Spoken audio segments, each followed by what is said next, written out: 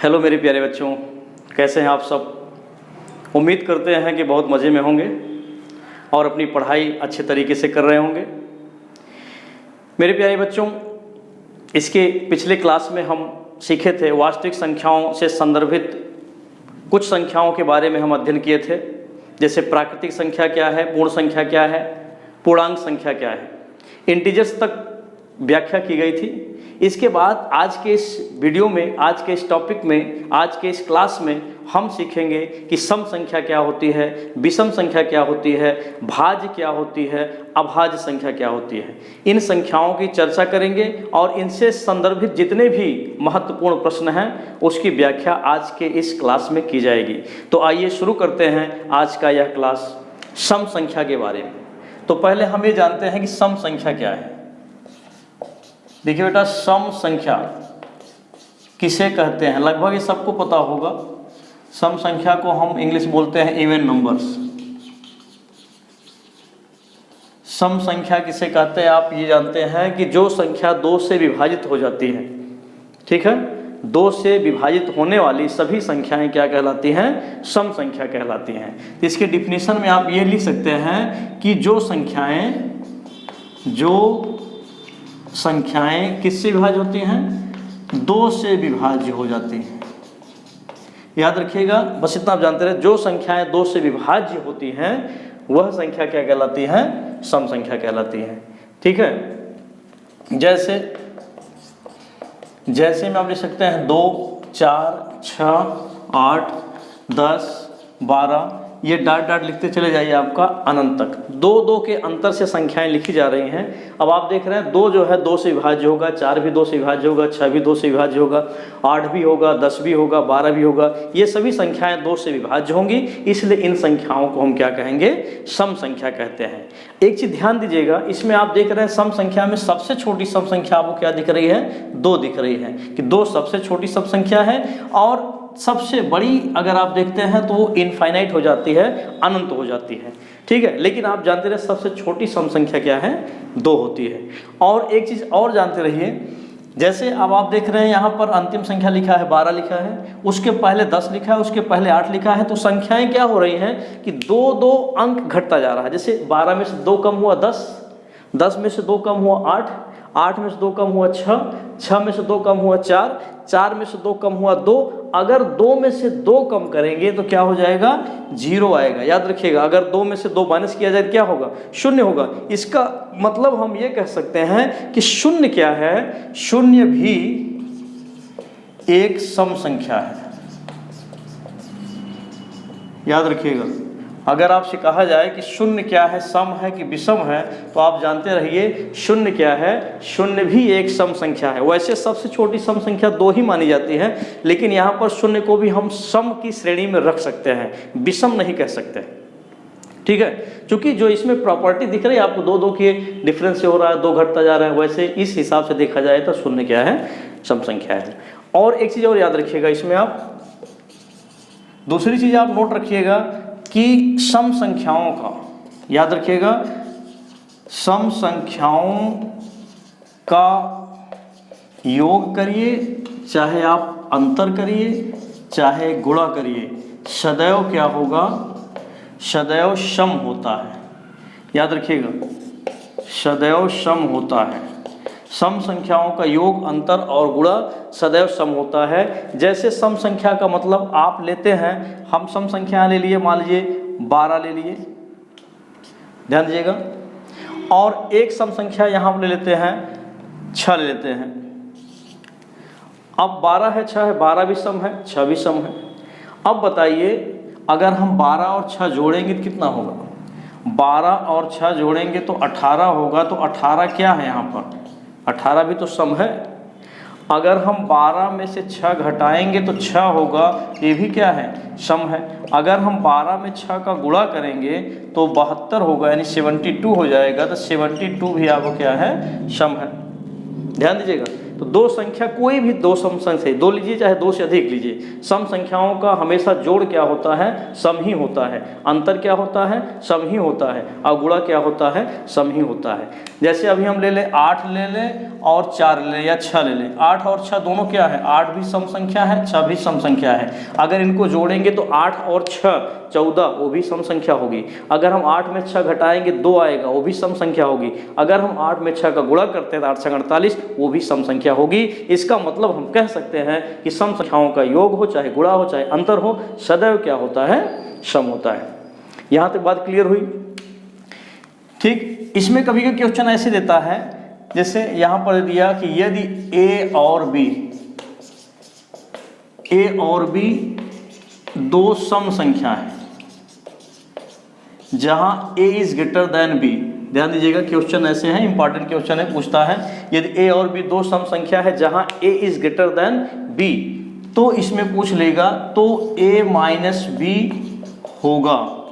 अब ऑप्शन दे दिया आपका सम होगा, ऑप्शन बी दे दिया विषम होगा, सी दे दिया अभाज्य होगा, तो कोई नहीं चलिए कुछ भी ऑप्शन यहाँ दे सकता है फिलहाल, लेकिन हमारा आंसर तो यहीं पे मिल गया है। यदि a और b दो संख्याएं हैं और दोनों सम संख्या है तो a is greater than b, तो a माइनस b का वैल्यू क्या होगा। यहाँ पर दो सम संख्याओं क्या किया गया, माइनस मतलब घटाया गया है। आपको हम बताया सम संख्याओं को चाहे जोड़ा जाए चाहे घटाया जाए चाहे गुणा किए, हमेशा क्या होगा, सम ही होगा। इसका मतलब इसका आंसर क्या होगा, सम ही होगा। विषम तो हो नहीं सकता, अभाज्य हो नहीं सकता। ठीक है, ये बातें क्लियर हुई। इसके बाद आगे बढ़ते हैं, विषम संख्या क्या है। देखिए विषम किसे कहते हैं, ये इसी में आप समझ लीजिएगा। ये सम संख्या हो गई, इसके बाद आप पढ़िए विषम संख्या किसे कहते हैं। विषम संख्या इंग्लिश में बोलते हैं ऑड नंबर, यानी जो संख्याएं दो से विभाज्य नहीं होती है। इसमें याद रखिएगा, विषम संख्याओं को उदाहरण मिल सकते हैं। इसका एग्जाम्पल, जो संख्याएं दो से विभाज्य नहीं होती हैं उन्हें हम विषम संख्या कहते हैं। और जैसे 1 3 5 7, मतलब दो के अंतर से यहाँ लिखना है, लेकिन स्टार्टिंग कहाँ से होता है, 1 से ही शुरुआत होगी। जैसे आपका हुआ 1 है, 3 है, 5 है, 7 है, 9 है, 11 है, 13 है, 15 है, ठीक है, डॉट डॉट अनंत तक। ये सारी संख्याएं इस टाइप से अगर 1 से शुरू करते हैं और 2 के अंतर से लिखेंगे, 1 2 3 2 5 2 7 2 9 ऐसे करते हुए, तब आप देखते हैं कि ये सभी संख्याएं क्या हो जाती हैं, आपकी विषम संख्या होती है। ठीक, सबसे छोटी विषम संख्या क्या होगी, 1 होगी, और सबसे बड़ी विषम संख्या क्या होगी, अनंत होगी। अब विषम संख्याओं में आप एक चीज जानते रहिएगा कि विषम संख्याओं का, ध्यान दीजिएगा, विषम संख्याओं का योग और अंतर सदैव सम होता है। ये भी जानते रहिए, विषम संख्याओं का योग और अंतर सदैव सम होता है, परंतु गुणनफल, इनका जो गुणनफल होता है वह क्या होता है, विषम होता है। इसमें ये थोड़ा डिफरेंस है कि गुणनफल विषम है। सम वाले में क्या था, चाहे योग रहे चाहे अंतर रहे चाहे गुणा रहे, सब समय होता है। लेकिन विषम में क्या है, योग और अंतर आपका क्या होता है, सम होता है, बाकी गुणनफल विषम होता है। अब जैसे दो विषम संख्या आप ले सकते हैं, कोई भी दो विषम संख्या ले लें। जैसे हम 9 ले लें और 5 ले लें। 9 क्या है, विषम संख्या, 5 क्या है, विषम संख्या। अगर 9 और 5 को हम जोड़ेंगे तो 9 5 14, तो 14 क्या मिलता है, सम मिलता है नहीं। अगर 9 में से हम 5 घटाएंगे तो बराबर क्या होगा, 4। 4 क्या है, सम है, क्योंकि 2 से भी कट जाएगा, 2 से भी कट जाएगा। लेकिन अगर 9 में हम 5 का गुणा करते हैं, 9 × 5 = 45, तो 45 सम नहीं होगा, क्योंकि 45 के लास्ट में 5 है, 5 2 से नहीं कटता है। ये संख्या क्या है, विषम है। ध्यान दीजिएगा, ये विषम संख्या है। इसका मतलब ये क्लियर हो गया है कि सम में क्या होता है और विषम में क्या होता है। यहाँ से भी क्वेश्चन देता है, जैसे a और b दो विषम संख्याएं हैं, a is greater than b, ठीक, या b is greater than a, कुछ भी लिख सकता है। तो a + b का मान क्या होगा, सम होगा। a - b का मान क्या होगा, सम होगा। a × b का मान पूछे तो क्या होगा, विषम होगा। ठीक, यहाँ तक बातें क्लियर हुई। सम विषम से क्वेश्चन ये आता है इस टाइप का। ठीक, अब इसके बाद ये जानिए कि भाज्य संख्या किसे कहते हैं। भाज्य और अभाज्य के बारे में जानते हैं, तो पहले आप जानिए भाज्य संख्या किसे कहते हैं। देखिए, भाज्य संख्या को इंग्लिश में कंपोजिट नंबर बोला जाता है। भाज्य संख्या का मतलब होता है कि वे संख्याएं जो स्वयं और एक के अतिरिक्त चूंकि हम जानते हैं कि जितनी भी गणित में संख्याएं हैं, टोटल नंबर्स ऑफ मैथमेटिक्स, आप जानते हैं गणित की जितनी भी संख्याएं हैं सभी संख्याएं स्वयं से कटती हैं कि नहीं करती हैं। जैसे अगर आप 2 लेते हैं, 2 2 से कट जाता है, 3 3 से कटेगा, 4 4 से कटेगा, 5 5 से कटेगा, 10 10 से कटेगा, 50 50 से कटेगा। ठीक है, कहने का मतलब जितनी संख्याएं हैं सभी संख्याएं स्वयं से कटती हैं। और उसके अतिरिक्त एक संख्या और है जो सबको काट सकता है, वह एक है 1। एक सबको काट सकता है, 5 को 1 विभाजित कर देगा, 6 को भी काटेगा, 2 को भी विभाजित करेगा, 3 को विभाजित करेगा। ठीक है, कहने का मतलब कि 2 ऐसी संख्याएं होती हैं स्वयं और 1 से सभी संख्याएं करती हैं, मतलब 2 स्वयं और 1 से सभी संख्याएं विभाजित होती हैं। इसमें यह जो संख्याएं स्वयं और 1 से विभाजित हो उसके अतिरिक्त अन्य संख्याओं से भी विभाज्य हो जाए तो समझ जाओ क्या है, भाज्य संख्या है। जैसे यहाँ पर आप देखिए 4 देखते हैं। अब 4 को आप ध्यान दीजिएगा, 4 किससे कटेगा, 4 4 से कटेगा, 4 यहाँ क्या है स्वयं हुआ। और 4 किससे कटेगा, 4 1 से कटेगा। बात यहाँ हो रही है स्वयं और 1, लेकिन स्वयं और 1 के अतिरिक्त भी 4 कटता है, किससे, 2 से कटेगा। ध्यान दीजिएगा, यहाँ तो 4 से कटा और यहाँ 1 से कटा। बात ये हो रही है कि जो संख्या स्वयं और 1 के अतिरिक्त अन्य भी किसी संख्या से कट जाए तो समझ जाइए वह संख्या क्या है, भाज्य है। वैसे आपका जैसे यहाँ पर हम लेते हैं उदाहरण 9 ले लीजिए। 9 किससे कटेगा, 9 9 से कटेगा, तो 9 यहाँ पर क्या हो गया, स्वयं है, यानी स्वयं से कटा। और 9 किससे कटेगा, 1 से कटेगा। ध्यान दीजिएगा, ये स्वयं से कट रहा है, 1 से कट रहा है, लेकिन इसके अतिरिक्त और किसी से भी कटेगा ना। इसके अतिरिक्त 9 किससे कटेगा, 3 से कटेगा।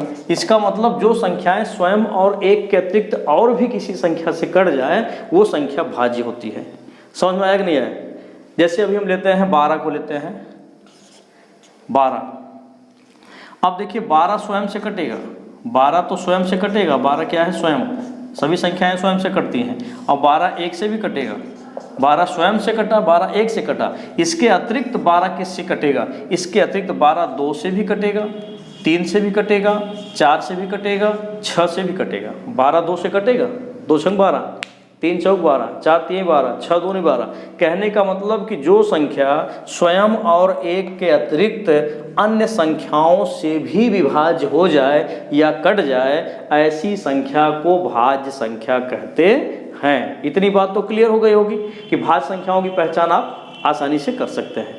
और एक चीज़ ध्यान दीजिए, भाज्य संख्याओं में एक चीज़ यहाँ पर गुण होता है इसका कि भाज्य संख्याओं के 2 से अधिक गुणनखंड होते हैं।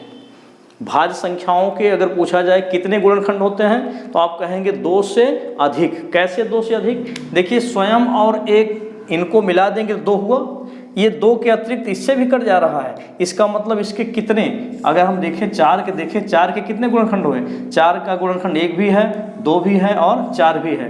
कितने गुणनखंड बन रहे हैं, 3 गुणनखंड बन रहे हैं। तो 3 क्या है, 2 से कम है कि अधिक है, 2 से अधिक है। इसका मतलब 2 से अधिक गुणनखंड हो रहे हैं। इसके कितने गुणनखंड हो रहे हैं, 1 गुणनखंड यहाँ, 1 गुणनखंड यहाँ, 1 गुणनखंड यहाँ। 9 के कितने गुणनखंड हो रहे हैं, 3 गुणनखंड हो रहे हैं। कितने हो रहे हैं, 2 से कम कि 2 से अधिक, 2 से अधिक।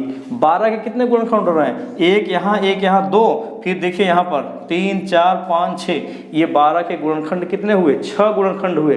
2 से कम है कि ज़्यादा है, 2 से ज़्यादा है। इसका मतलब कि भाज्य संख्याओं के सदैव 2 से अधिक गुणनखंड होते हैं, 2 से अधिक। क्योंकि स्वयं और 1 के अतिरिक्त और भी जिससे कटेगा वो भी उसका गुणनखंड बन जाएगा। इसका मतलब भाज्य संख्याओं के 2 से अधिक गुणनखंड होते हैं। ये बात क्लियर हुई। इसके बाद चलते हैं अभाज्य संख्याओं के बारे में।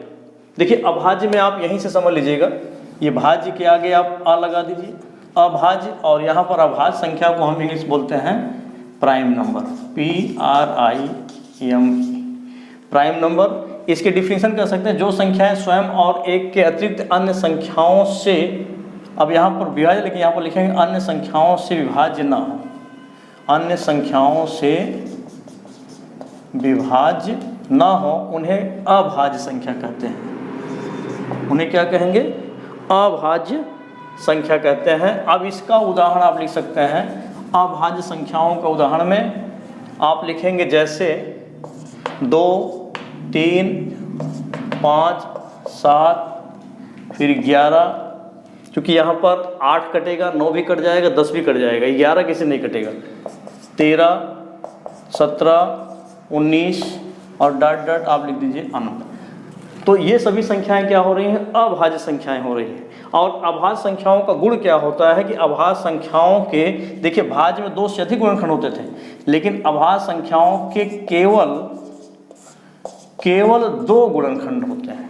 याद रखिएगा, अभाज्य संख्याओं के केवल 2 गुणनखंड होंगे। ये हुआ अभाज्य संख्याओं के बारे में, जान लीजिएगा। जैसे 2 को हम ले लेते हैं, 2 के गुणनखंड एक तो 2 हो जाएगा, 2 का क्या है? स्वयं है, और 2 और किससे कटेगा? 1 से कटेगा। 2 किससे कटेगा? स्वयं से कटेगा और 1 से कटेगा। अब बताइए कि 2 स्वयं और 1 के अतिरिक्त और किसी से कटेगा?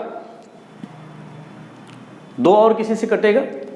नहीं कटेगा। इसका मतलब इसके कितने गुणनखंड हुए? 2 गुणनखंड। केवल 2 ही गुणनखंड बनते हैं, 2 से अधिक नहीं बन पाएंगे।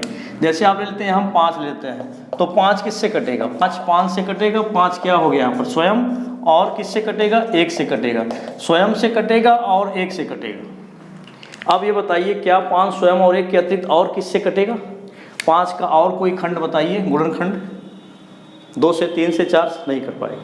इसका मतलब 5 का और कोई गुणनखंड नहीं मिलेगा। समझ नहीं?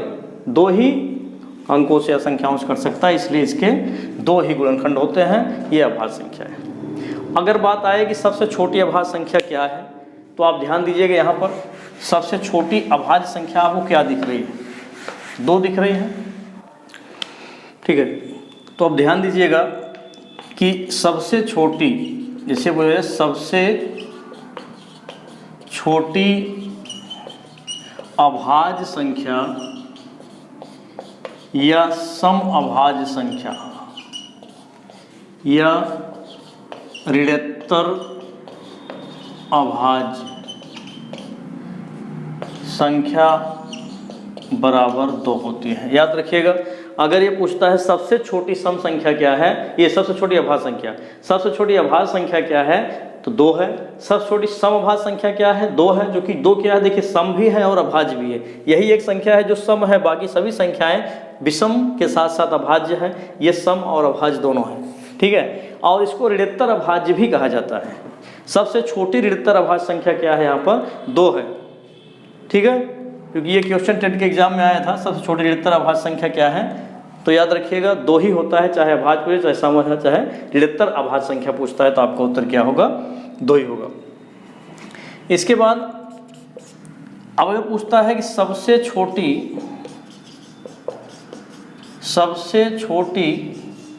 दूसरी विषम अभाज्य संख्या, ये भी क्वेश्चन आया है एग्जाम में। अभाज्य संख्या, ध्यान दीजिएगा, यहाँ पर तो आपको 2 हुआ। सबसे छोटी दूसरी विषम अभाज्य संख्या क्या है?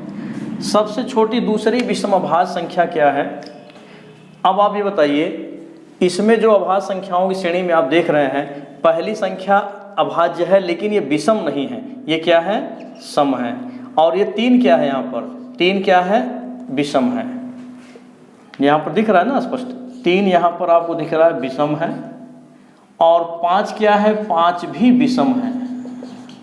7 क्या है? 7 भी विषम है। इसके बाद जितनी संख्या आप देखेंगे सब क्या मिलेगी आपको? विषम संख्या मिलती है, सिर्फ एक संख्या आपको सम है। तो पूछ क्या रहा है? सबसे छोटी दूसरी विषम अभाज्य संख्या। देखिए, ये पहली विषम अभाज्य संख्या है, पहली विषम संख्या यही तो है। और ये कौन सी है? दूसरी विषम संख्या, और ये तीसरी विषम संख्या। पूछा है सबसे छोटी दूसरी विषम अभाज्य संख्या, तो आपका उत्तर क्या हो जाएगा? 5 हो जाएगा। याद रखिएगा, सबसे छोटी दूसरी विषम अभाज्य संख्या। इसमें गलती होती है, कुछ लोग दूसरी विषम अभाज्य संख्या में 3 लगा देते हैं कि पहले ये है, दूसरी 3 कर देंगे, लेकिन पहली 2 है, लेकिन ये सम अभाज्य है। पूछ क्या रहा है? विषम के बारे में अगर बात हो रही है तो हम इसको छोड़ देंगे, केवल विषम की चर्चा करेंगे। पहली विषम संख्या 3 है, दूसरी विषम संख्या 5 है, दूसरी विषम अभाज्य संख्या क्या होगी? 5 होगी। ठीक, इतना क्लियर हुआ। इसके बाद इसमें पूछ लेता है, जैसे 2 अंकों की सबसे छोटी अभाज्य संख्या। देखिए 2 अंकों की सबसे छोटी अभाज्य संख्या क्या होती है यहाँ पर 11 होती है।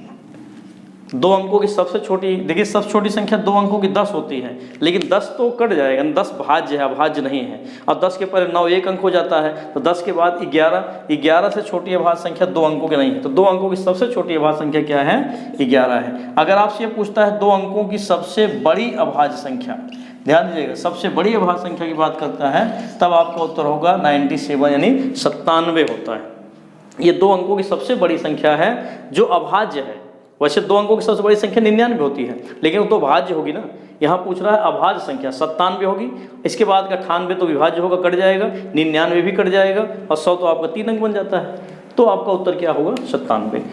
और क्वेश्चन ऐसा देता है कि 3 अंकों की, जैसे पूछ लिया 3 अंकों की सबसे छोटी अभाज्य संख्या क्या होगी। 3 अंकों की सबसे छोटी अभाज्य संख्या, देखिए 3 अंकों की सबसे छोटी संख्या क्या होती है 100 होती है, लेकिन 100 क्या है अभाज्य नहीं है, 100 तो कट जाएगा, ये आपका भाज्य है। 100 के बाद की संख्या क्या आती है 101 आती है। तो 101 जो है ये किसी से नहीं कटेगा, 101 नहीं कटेगा, 102 तो कट जाएगा, 103 भी कट जाएगा, 101 किसी से विभाज्य नहीं होगा। इसके केवल 2 ही गुणनखंड होंगे, एक होगा स्वयं होगा और एक होगा, ठीक है। तो 3 अंकों की सबसे छोटी अभाज्य संख्या 101 हो गई। अगर ये पूछता है कि 3 अंकों की सबसे बड़ी अभाज्य संख्या, 3 अंकों की सबसे बड़ी अभाज्य संख्या, तो आपका उत्तर होगा 997, 997। 997 जो है यह 3 अंकों की सबसे बड़ी अभाज्य संख्या है। बस यहाँ तक क्वेश्चन पूछता है, ठीक है। फिलहाल इतना याद कर लीजिएगा आप जो है, ठीक। इतना क्लियर हुआ तो इसके आगे बढ़ते हैं। अभाज्य संख्याओं की गणना बहुत इंपॉर्टेंट चीज़ है, ये भी एग्जाम में पूछता है, तो बड़ा कन्फ्यूजन होता है इसमें।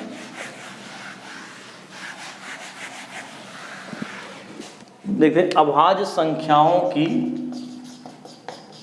गणना, यहाँ आपको कैलकुलेट करना है अभाज्य संख्याएं क्या होती है। देखिए इसमें से ऐसा क्वेश्चन पूछ लेता है, जैसे अभी अभाज्य संख्या आप सीखे हैं कि 2 अभाज्य संख्या है, फिर 3 है, 5 है, ठीक है, 7 है, 11 है, इस तरह का आप लिखते जाएंगे।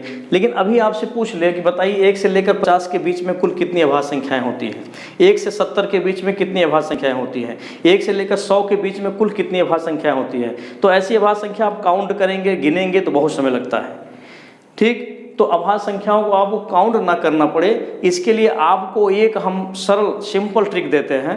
इस ट्रिक के आधार पे आप अभाज्य संख्याओं की गणना बड़े आसानी से कर सकते हैं, ठीक है। इसके लिए आपको क्या करना है, 10 अंकों का एक मोबाइल नंबर याद रखना है।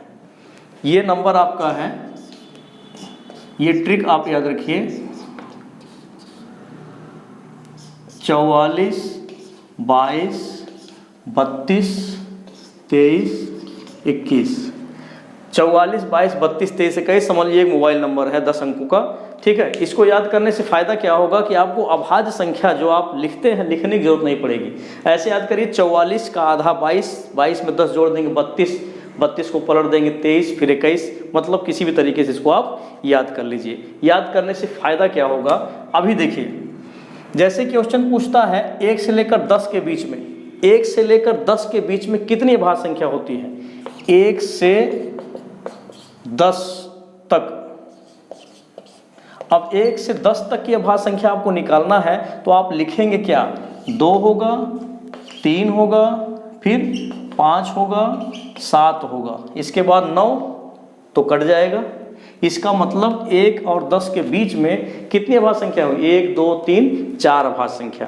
ये फार्मूला आपको बता रहा है 1 से 10 के बीच में 4 अभाज्य संख्या। पहला अंक है, पहला अंक बताएगा 1 से लेकर 10 के बीच में कितनी अभाज्य संख्या है, 4 है। अगर पूछे 1 से 20 का पूछे तो हम 2 अंकों को जोड़ लेंगे, ध्यान दीजिएगा। अगर 1 से 30 का पूछे तो 3 अंकों को जोड़ लेंगे, 1 से 40 तक पूछे तो 4 अंकों को जोड़ लेंगे, 1 से 50 तक पूछे तो 5 अंकों को जोड़ेंगे। इसी तरह आप जितने तक पूछे उतने अंकों को जोड़ते जाइए। अगर 1 से लेकर 100 तक के बीच की अभाज्य संख्या निकालनी है तो हम 10 अंकों को जोड़ लेंगे, ठीक है। लिखने की जरूरत यहाँ पर नहीं पड़ती है। जैसे अभी आपसे क्वेश्चन पूछे कि 1 से 20 तक कितनी अभाज्य संख्याएं हैं, ध्यान दीजिए 1 से 20 तक अभाज्य संख्या आपको बताना है। तो 20 का मतलब क्या है, 20 माने 2 अंक, 2 अंक को जोड़ लीजिए, 4 और 4 कितना हुआ 8, आपका उत्तर क्या हो गया 8।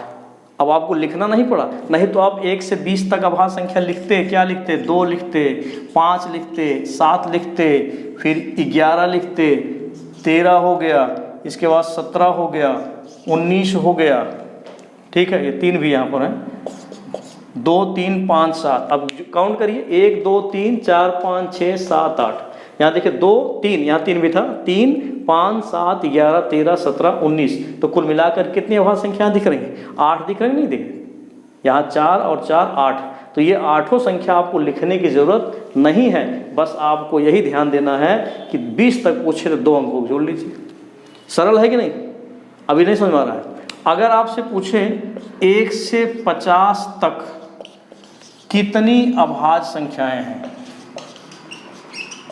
ध्यान दीजिएगा, 1 से 50 तक कितनी अभाज्य संख्याएं हैं।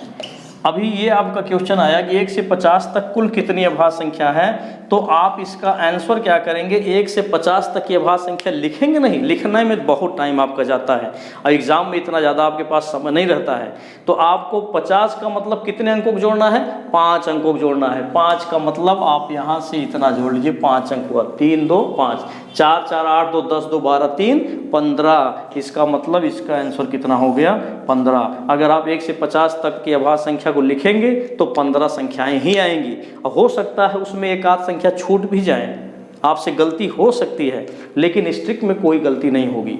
अगर आपसे ये क्वेश्चन पूछ लेता है कि 1 से 100 तक, ठीक है, मान लीजिए क्वेश्चन ये पूछ लिया 1 से 100 के बीच या 1 से 100 तक कितनी अभाज्य संख्या है, 1 से 100 तक कितनी अभाज्य संख्या है, और आपका ऑप्शन में दे दिया 15 20 20 25 30। मान लीजिए क्वेश्चन आपका बन गया, ठीक है, कि 1 से लेकर 100 के बीच में कुल कितनी अभाज्य संख्याएं हैं, तो अब आप क्या करेंगे, 1 से 100 के बीच पूरी अभाज्य संख्या लिखेंगे, 2 लिखेंगे, 3 लिखेंगे, 5 लिखेंगे, 7 लिखेंगे, 11 लिखेंगे, 13 लिखेंगे, 17 लिखेंगे, 19, ऐसे आप लिखते जाएंगे तो बहुत टाइम जाएगा, और बड़ी संख्या जब आएंगी तो वहाँ कुछ न कुछ गलती होगी। तो आप ध्यान दिए, 1 से 100 तक पूछ रहा है, 100 का मतलब कितने अंक जोड़ेंगे हम, 10 अंकों को जोड़ेंगे। 10 अंकों का मतलब 5 यहाँ हम जोड़ चुके थे, कितना है, 4 4 8 2 10 2 12 3 15, और 2 2 4 3 7 2 9 1 10, 15 10 कितना हुआ, 25। इसका मतलब 1 से लेकर 100 के बीच में कितनी अभाज्य संख्या होती हैं, 25 अभाज्य संख्याएं होती हैं। बड़ी आसानी से आप अभाज्य संख्याओं की गणना कर सकते हैं, ठीक है। इसमें जैसे 1 से ना पूछ, कैसे पूछ ले कि 20 और 50 के बीच कितनी अभाज्य संख्याएं हैं। ध्यान दीजिए, क्वेश्चन अगर ऐसा पूछ लेता है कि 20 और 50 के बीच, अभी 1 से लेकर 50 के बीच पूछ रहा था तो आप 5 अंकों को जोड़ लेते थे, 1 और 50 के बीच पूछे तो 5 अंकों को आप क्या करेंगे, जोड़ लेंगे। लेकिन यहाँ पर 20 और 50 के बीच पूछ रहा है, तब क्या करेंगे। देखिए, जब इस टाइप से क्वेश्चन आता है आपको बहुत कुछ करने की जरूरत नहीं, घबराने की जरूरत नहीं है। यहाँ पर 50 का मतलब 5 अंक, तो 5 अंक को आप गिनेंगे, 1 2 3 4 5, 5 अंकों को जोड़ना है, 5 अंक को जोड़ना है। लेकिन शुरू कहाँ से हो रहा है, 20 से। 20 का मतलब कि 2 अंक को छोड़कर, 20 माने क्या होता है, 20 का अवधि बताएं 2, तो 2 अंक को छोड़कर, क्योंकि 20 के बाद से स्टार्ट होना है तो 2 अंकों को छोड़ दिया जाए, तो इनमें से हम 2 अंकों को छोड़ करके अब जोड़ेंगे, तो 2 2 4 3 7। ध्यान दीजिएगा, 2 और 2 4 3 7, इसका आंसर क्या हो जाएगा, 7 हो जाएगा। इसका मतलब 20 और 50 के बीच में कुल कितनी अभाज्य संख्याएं होती हैं, 7 अभाज्य संख्याएं होती हैं। आप काउंट करके इसको आप मिला सकते हैं कि 7 होता है नहीं होता है, ठीक है। अगर ये क्वेश्चन ऐसा दे दे कि 50 और 100 के बीच कुल कितनी अभाज्य संख्याएं होती हैं। ध्यान दीजिएगा, अगर ऐसा पूछ रहा है कि 50 और 100 के बीच कुल कितनी अभाज्य संख्याएं होती हैं, तो यहाँ 50 और 100 के बीच अभाज्य संख्या आपको लिखने की जरूरत नहीं है। 100 का मतलब क्या है, 10 अंक, तो 10 अंक। अब 50 का मतलब कितना है, 5 अंक, तो 10 अंकों को जोड़ेंगे, लेकिन उसमें से 5 अंकों को छोड़कर, क्योंकि 50 के बाद पूछ रहा है, तो 5 अंक को हम छोड़ देंगे, जो 5 अंक बचेगा उसको जोड़ डालिए। 2 2 4 3 7 7 2 9 9 1 10, तो आपका आंसर क्या हो जाएगा 10 हो जाएगा। इसका मतलब 50 और 100 के बीच में कितनी अभाज्य संख्या होंगी 10 अभाज्य संख्याएं होंगी। यहाँ पर बहुत ज़्यादा आपको कैलकुलेशन करने की ज़रूरत नहीं है। तो उम्मीद करते हैं ये बातें आपके समझ में आई होंगी। इसके बाद एक छोटी सी और चीज़ बच रही है सह अभाज्य संख्या, क्योंकि ये क्वेश्चन ये भी बहुत इंपॉर्टेंट है, पूछता है एग्जाम में। सह अभाज्य संख्या किसे कहते हैं? सह अभाज्य संख्या, इसको इंग्लिश बोलते हैं को प्राइम नंबर। को प्राइम नंबर सह अभाज्य संख्या, ठीक है। अभाज्य संख्याओं को देखिए रूढ़ संख्या भी कहा जाता है, सह अभाज्य संख्या या सह रूढ़ संख्याएं भी कह सकते हैं। तो सह अभाज्य संख्या किसे कहते हैं? तो यहाँ आप लिख सकते हैं कि जिन संख्याओं या जिन संख्या समूहों का मासा या जिन संख्याओं का मासा, जिन संख्याओं का मासा, मासा मतलब महत्तम समापवर्त कितना होता है? 1 होता है। ध्यान दीजिएगा, जिन संख्याओं का महत्तम समापवर्त 1 होता है, या आप ये भी कह सकते हैं जिन संख्याओं का उभयनिष्ठ गुणनखंड कितना होता है? 1 उभयनिष्ठ गुणनखंड के रूप में होता है। तो समझो वो संख्याएं क्या होती हैं? सहअभाज्य संख्याएं कहलाती हैं। जैसे अभी आपके दिया जाए कि 3 लिख दें और यहाँ पर हम 4 लिख दें, बताइए 3 और 4 किससे कटेंगी? सहअभाज्य संख्याओं का ये गुण ये भी होता है कि सहअभाज्य संख्याएं ना तो आपस में कटती हैं, कहने का मतलब पहली संख्या दूसरे को नहीं काट पाएगी, दूसरी संख्या पहले को नहीं काट पाएगी, और ना ही बाहर से कोई संख्या आकर इनको काट सकती है। बाहर से भी कोई संख्या आकर इनको काटेगा नहीं। इसका मतलब इनको सिर्फ एक संख्या ऐसी है जो काट सकती है, वो क्या है? 1 है, क्योंकि एक ऐसी संख्या है जो सबको विभाजित कर देती है। इसका मतलब इसका मासा 1 होगा, तो ये संख्याएं क्या हो जाएंगी? सहअभाज्य संख्या हो जाती है। अब जैसे 13 ले लिए, हम 15 ले लिए, तो 13 और 15, ये बताइए क्या 15-13 आपस में कटेंगे? नहीं कटेंगे। बाहर से कोई संख्या आकर इनको काट सकता है? बाहर से कोई संख्या है जो इन दोनों को काट दे? नहीं। इसलिए इसका मासा 1 होगा, 1 से कटेंगे, ये सहअभाज्य संख्याएं होंगी। अगर आपसे ये कहा जाए कि 15 और 18, क्या 15 और 18 सहअभाज्य हैं? तो आप कहेंगे 15-18 सहअभाज्य संख्या नहीं है। नहीं है। क्यों नहीं है? क्यों? क्योंकि देखिए 15 और 18 आपस में तो नहीं कटेंगी, लेकिन बाहर से कोई संख्या आकर इन दोनों को काट देगा। वो क्या है? 3। 3 × 5 = 15, 3 × 6 = 18। इसका जो मासा हम निकालेंगे, इनका मासा कितना आएगा? 3 आ जाएगा। इसलिए यह सहअभाज्य नहीं होगी, क्योंकि मासा कितना होना चाहिए? 1 होना चाहिए। समझ में आया कि नहीं समझ में आया? कहने का मतलब आपस में कटनी नहीं चाहिए। तो अब जैसे क्वेश्चन आपको दिया जाए, एक क्वेश्चन इसमें सॉल्व कर लीजिए। निम्नलिखित में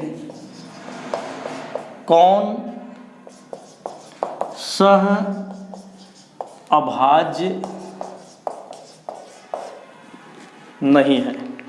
जैसे क्वेश्चन आपका हुआ निम्नलिखित संख्याओं में सहअभाज्य संख्या आपको बताना है कौन सी नहीं है। जैसे आपका है 72 है 79, ये पहला ऑप्शन आपको दे दिया है। 72 और 79 हो गया, और इसके बाद दे दिया आपका 17 है 25 है, ऑप्शन बी है। ध्यान दीजिएगा, ऑप्शन सी में आपका दे दिया है कि 12 9 है 16 9 है। ऐसे देखिए 12 है 9 है, इसके बाद आपका 16 है, फिर 9 है। ये क्वेश्चन आपका है, ठीक है। यहाँ पर आपको बताना है कौन सी संख्या सहअभाज्य नहीं है। देखिए 72 79 ये सहअभाज्य है, चूँकि ऐसी कोई संख्या नहीं है जो 72 और 79 दोनों को काट दे। इसका मासा कितना होगा? 1 होगा। 17 25 भी आपस में नहीं कटेंगी, बाहर से कोई संख्या इनको काट नहीं सकता है, इनका मासा 1 होगा, ये भी सहअभाज्य है। और 16 और 9 आपस में नहीं कटेगा, बाहर से कोई संख्या इनको काट नहीं सकता है, इनका मासा 1 है। कहने का मतलब इन दोनों का मासा क्या होगा? 1 होगा। इनका उभयनिष्ठ गुणनखंड 1 है, और इनमें भी मासा कितना होगा? 1 होगा, और इनका भी मासा कितना होगा? 1 होगा। और इनका जो मासा होगा वो 3 होगा, चूँकि 3 से 12 भी कट जाएगा, 3 से 9 भी कट जाएगा। इसका मतलब कि यह सहअभाज्य संख्या नहीं है। वहाँ पूछा है कौन सहअभाज्य संख्या नहीं है, सहअभाज्य संख्या या सहरूढ़ संख्याएं पूछ सकता है। तो आपका उत्तर क्या हो जाएगा? 12 9, क्योंकि 12 और 9 3 से कट जाएगा, 12 भी 3 से कट जाएगा, 9 से इसका मासा 3 है, इसका गुणनखंड जो है उभयनिष्ठ गुणनखंड 3 होगा, इन सब में 1 है।